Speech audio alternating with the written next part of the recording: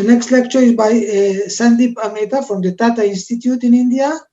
And the title of his talk is Compositional Identity and Robustness of Compartmentalized Self-Reproducing Catalytic RNAs. Please, Sandeep.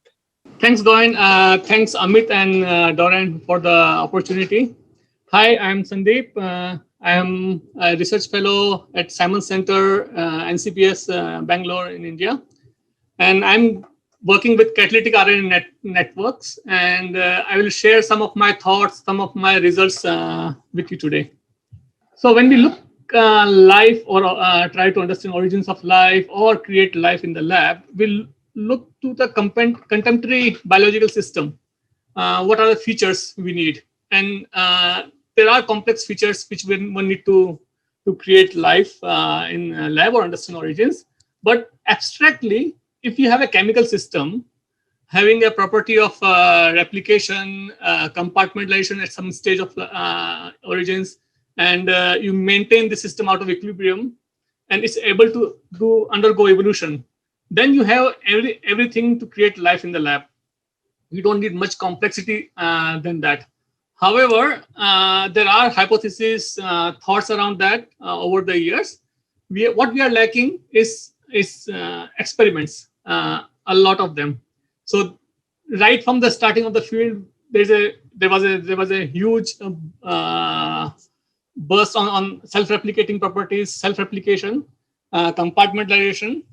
Only recently, people are trying to do out-of-equilibrium protocols like peptide system, and combining them and doing evolution is still missing. So what we are interested in is creating a synthetic chemical system, which can show lifelike properties. And I am an experimentalist, more from RNA, biochemistry, chemistry background. And together with my host, Shashi and Sandeep, we are trying to play with network dynamics, trying to understand their emergence. And I'm trying to do experiments to prove some of these features. And much of our thoughts we recently put in one of the review. So I hope you guys read and give us feedback. So when we talk about replication or information, there's that one thought comes in our mind is a polymer, which we know in our contemporary biology, that there's a DNA, there is system to copy it. So you have this blue blob here is a polymerase, and you have nucleotides, and it makes a copy. So based on these thoughts, people have started creating self-replicating RNA. So RNA replicases, and there is a big body of research on how to create a RNA replicase in lab. However, what we are missing in this is self-replication itself. So self-replication is not possible still in this RNA replicases, and there is a problem with error. So to overcome that, another idea which we can look how to have information in network, in the form of network, in form of composition, which Amit was talking about, or in autocatalytic networks. So you have a composome or composition, which is represented by a relative proportion of molecules in the network. And such autocatalytic network have been used, been proposed to play an important role in origin of life. I don't need to go detail about that. Andreas, the first speaker of the session, has set a platform for me. What experimentally we are missing is the following. We don't have an experimental proof how to demonstrate emergence of such network from a random chemistry, or even a chemistry which is not so random. Whether such networks, when the self-reproduce, can have heritable compositions. What is the source of heritable variation? And how you think about differential fitness of such network. And then if we believe that this is a template-based scenario, how one can think of transiting from this to template-based replication.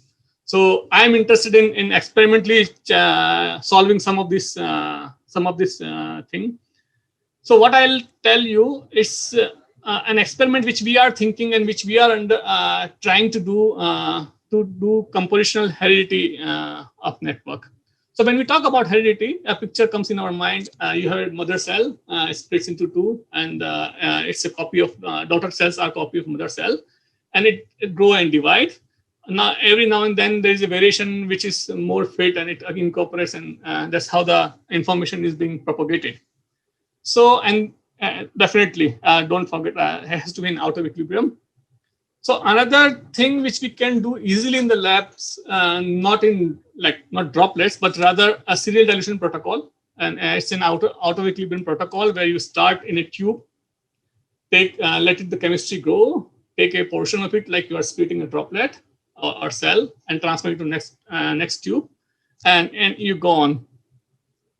So doing compositional in heredity using such a out of equilibrium protocol depends on majorly two factors. So what type of boundary condition you are using. So either you're using serial dilution protocol or compartment growth and division, or CSTR as like in peptides, or what network structure you are looking at. What are the kinetics of this network? What are rate constant of this in this network?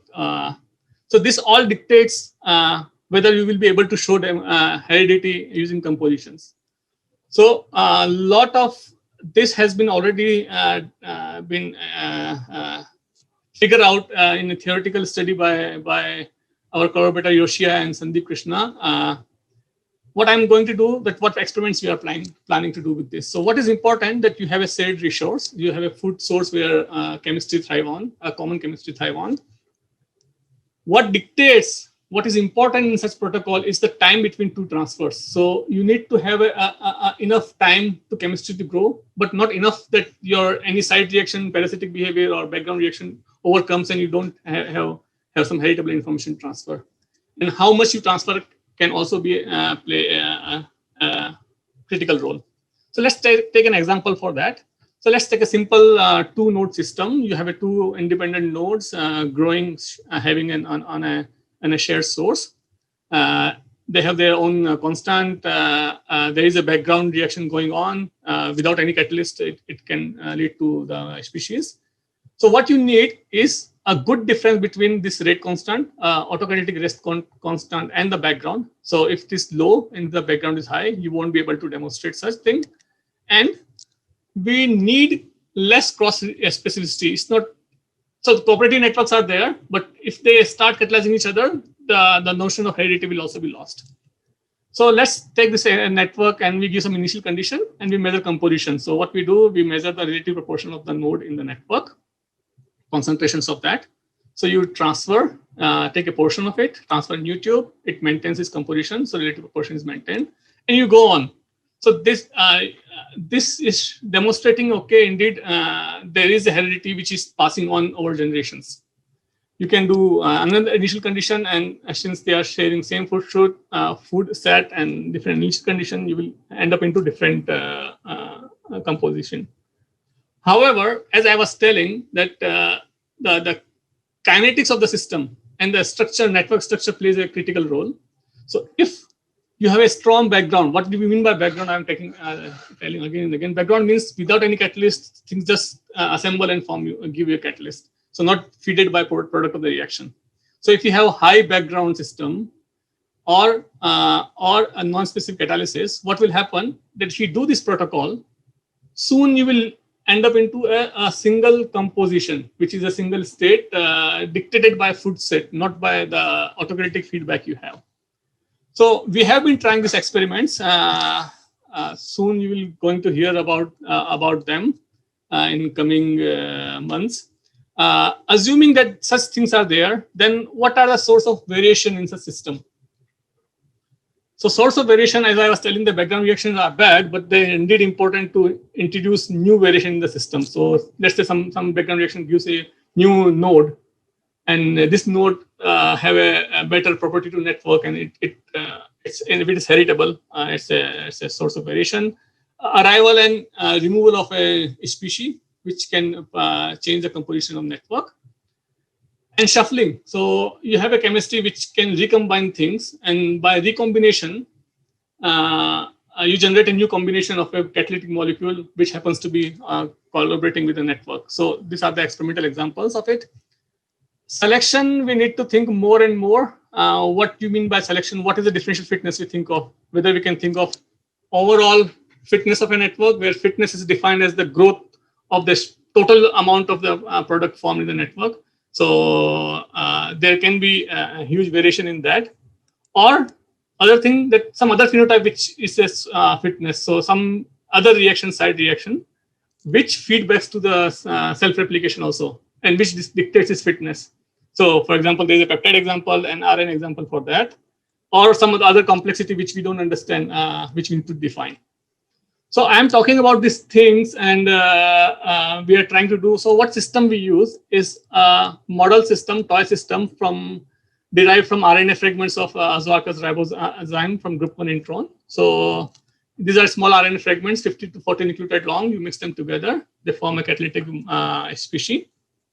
And this you can dictate by their interactions. So only one nucleotide difference in their catalytic pocket dictates how well they are catalyzing each other. For example, this M and N can be any of the 4 nucleotides, and if there's a good pair like AU or GC, they are better catalyst, or bad pair, they are poor catalyst. And these rates are measured, and one can use this information to mix this genotype together and design networks. And this network, you can measure their steady state composition by an auto-equilibrium protocol, similar to this is a serial dilution again. And each network has its own steady state composition. And you can, if you want, you can generate thousands of such networks, which we have done in past to understand more network dynamics. So given this system and given this thoughts, what I'm going to show you today, a small piece of work, which we are moving forward, compartmentalization such chemistries in phase separate droplet, with a bigger aim that one day we will be able to grow and divide such a droplet and show some evolution. So, I mean, already such background has been given in the meeting today. There are models of protocell and compartmentalization, which one can use. And co-survey has been introduced already in a couple of talks. So these are phase-separated droplet, and they partition molecule, and they are dynamic, which is what we are interested in. So, and catalysis, there has been a lot of catalysis in last years has been shown in such droplets. RNA catalysis, binding, you can heat cool them, so there you can do wet and dry cycle with such co-surveys. And already there are notions of how instability in such droplet, there are theoretical model would lead to growth and division in such system, how an active droplet can divide and grow. So we use this system. So what we are interested as a first proof of principle, whether one can catalyze, construct network inside, whether one can construct longer catalytic molecules inside such droplets, or whether we can have networks inside, because it's a charge-rich system, pretty condensed. There is no, it's not trivial that it will work. And what advantage such compartment bring to the network? So as a model system, we use co-survey droplet, liquid-like droplets from spermine polyacrylic acid. When you mix them together, they form small globular droplets. And despite of their charge-rich and condensed structure, they indeed allow molecules to go inside. What we did as a first experiment is to assemble our Azoarchus ribozyme inside them. So we started co-observation with small RNA fragments and let it incubate. And you see over the time, bigger catalytic molecules are being formed. So that already a good news. You can quantify this process. So, and we see that in co-survey as expected, and as has been shown by other people also, that rates are enhanced. And indeed, they maintain their autocatalytic character, because if you do this experiment with seeding with the product of the reaction as a classical way of proving that indeed feedback is there, we see a positive response. So we have a system, but what about network? Because network is not a single species. You need to have 2 species and then you need to call crosstalk. So what we did, we played around with the recognition. So if you have a good assembler like UA, they will form faster, and poor assembler will be not forming so faster. So to prove network, what you can do, you can encapsulate the food set of a poor self-assembler, either alone, either with member which can form networks, and with different topologies. So what we did, we measured the growth of UU in quasar weight in different network topology. So if the network is being formed, UU should grow. Otherwise, UU alone is a poor self-assembler. So that's what we see. UU alone, which is a blue curve at the bottom, is poor self-assembler. Even if in co-surveyed, it's a poor self-assembler. As soon as it's connected to a network, it's growing faster, which proves that indeed networks are being formed inside co-surveyed in such a charge-rich system. So this is just proving that indeed catalysis is being happening, and you even do more cross-catalytic network inside droplets. But whether you can maintain the composition. So as I was telling, that composition is important. So what we did, instead of apart from UU, we measured both of all the member of network and plotted. And as you can see, if you compare the composition of a node fraction of such nodes in control, where you don't put this co-surveyed, or in co-surveyed, there is a good correlation. So just a note, this is not guaranteed that such network will maintain composition. There are up and downs because there is non-linearity will come because of the too much concentrations. But indeed, a network can be maintained inside. So it gives an identity to a co-surveyed. So we have this liquid-like droplets. What advantage it brings? So imagine that you encounter a catalytic species which is harmful for you, and then whether the compartment protects or not. So for proving that, we designed a network which is this poor self-assembler catalyzing a good self-assembler. So you can see that UU is dominating in the network. And you can prepare same network in co-surveyed, which is similar composition. Now, if you perturb this network, what I mean by perturbation, you bring a node which starts catalyzing one of the node. So you perturb a network, you bring a node which start catalyzing a poor self-assembler now. So you observe that the composition has changed. The composition which was UA dominating, now UG is dominating. So as a control, you can see that now composition has flipped. The proportion has flipped. However, if you do the same experiment, once they are compartmentalized in co-surveyed, though they are membrane-less compartment, indeed you can confer protection to the compartment. So not only we maintain the identity, but we also, this compartment can also help in protecting the identity. But this system, what we need is dynamic. We need a system where we can also perturb sometime, because we want to bring variation by adding a component. And in such a membrane-less compartment, it's quite easy, because you can change the fluidity of this such compartment by just time, or just elevating the temperature, which will allow more molecules to go inside. And indeed, we show that it perturbs.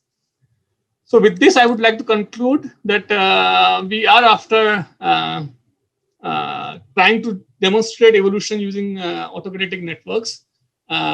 What we definitely need is out of equilibrium protocol demonstration, clear demonstration by stability. There are already from peptide example by stability examples, and out of good equilibrium protocol. So we need to integrate such thing in our experimental system.